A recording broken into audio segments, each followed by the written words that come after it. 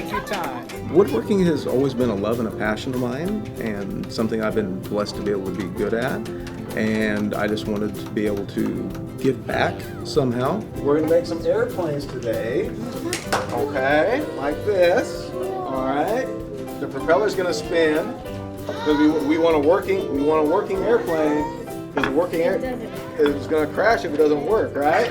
I work with Mary Bridge Children's Hospital, Seattle Children's Hospital, various Ronald McDonald houses. I'll be taking some up to Children's Wish Foundation of BC and Canada.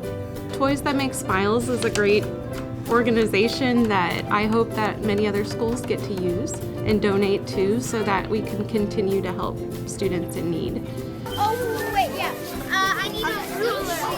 Hey, wait. I just came up with the idea of having the students in various schools do it to not only help instill and inspire the joy of giving back in them, but to add to it now where I'm helping empower them to help make a positive difference in somebody else's life.